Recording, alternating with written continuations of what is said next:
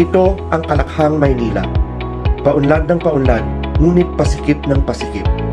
Sa laki nitong 636 na kilometro kwadrado na kasalukuyang pinananahanan ng populasyong mahigit sa 14 na milyon, ito ay nakakalikha ng araw-araw na daloy ng trapiko ng mahigit sa 3.5 milyong sasakyan. Perwisyo ang hatid ng makapal na trapiko. Bawat presidente ay tumutugon sa problema ng trapiko sa Kalakhang, Maynila. Ngunit ang tanong, nalulutas ba talaga nila ang problema ng simula pa sa kapanahunan ng mga lolo at lola ng kasalukuyang henerasyon? Ito ang Ilog Pasig, isang daluyan ng tubig na may habang 25 kilometro na bumabagtas mula Lawan ng Laguna hanggang Marikina, Makati, Mandaluyong, palabas sa bukana nito sa loob ng Maynila. Makasaysayan ang ilog na ito dahil dito tumutubo ang halamang nilad na pinagmulan ng pangalang Maynila, at dahil ito ang daluyan at daungan ng mga sasakyang tubig na nagdala ng mga kalakal mula sa galleon train na dumao sa Cavite patungo sa lungsod ng Maynila na noon ay walang iba kundi ang Intramuros. Ang kasalukuyang Pangulo, Ferdinand Romualdez Marcos Jr. ay nagsusulong sa Pasig River Expressway o PAREX, isang malaking proyekto ng pamahalaan sa pamamagitan ng DPWH at ng San Miguel Holdings Corporation na pinangangasiwaan ng pilantropo si Ginoong Ramon Ang.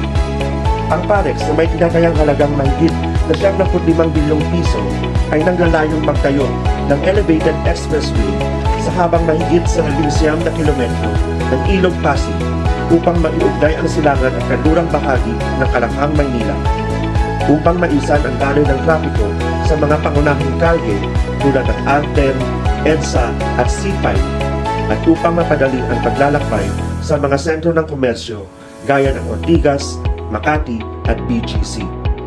Maaaring maraming motorista ang matutuwa sa PAREX kung sakaling matuloy ito. Ngunit hindi lahat ay sumasang-ayon sa PAREX. May mga grupo ng mga heritage advocates na tumututol dito dahil maaari itong masalansan ang mga importanteng pamanang di natitinag ng Maynila na nakatirik sa gilid ng Ilog Pasig. Nandiyan ang Fort Santiago, ang mga lumang gusali ng Muelle de la Industria sa Binondo, ang Manila Post Office at marami pang iba sa distrito ng San Miguel, Santa Ana at Santa Mesa. Ayon sa kanila, ang PAREX ay yuyurak sa estado ng Ilog Pasig bilang sagrado sa kasaysayan ng Maynila at gagawing artipisyal at mababaw ang pagdanas sa mga mahahalagang pamanang na bangkit. Masama nga ba ang PAREX? Hindi naman masamang mangarap ng pag-unlad ang isang mahirap na bansang katulad natin. Magpasalamat na tayo na kahit katiting lang ang bansa natin, nabubuhay tayo sa demokrasya kung saan maraming pagtitimbang ang ginagawa bago marating ang kaukulang pasya. Ngunit, anuman ang estratehiyang pinaiiral ng bawat namumuno, ang lagay ng ating populasyon, transportasyon at trapiko ay hindi lubos na nasusolusyonan. Mas lumalala pa nga. Ang heritage quality ng Ilog Pasig ay matagal nang lumipas. Ang henerasyon na nakakakilala ng kanyang glorya at nakinabang sa kanyang presensya ay malaon ng namayapa.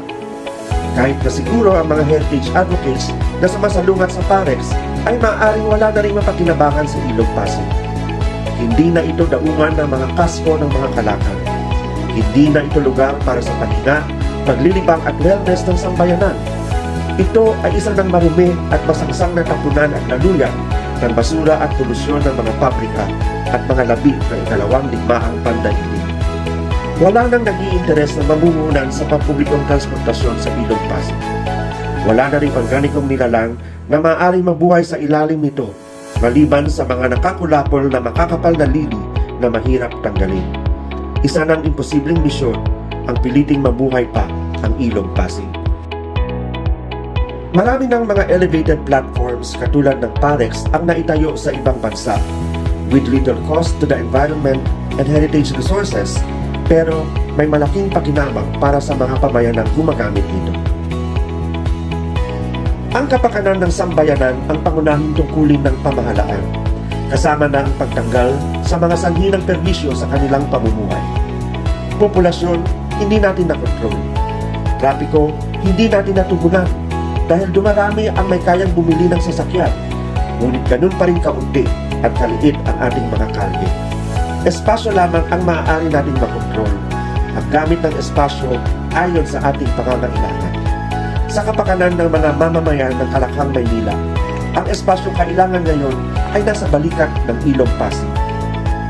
Pasig River Expressway o PAREX. Bakit nga ba hindi?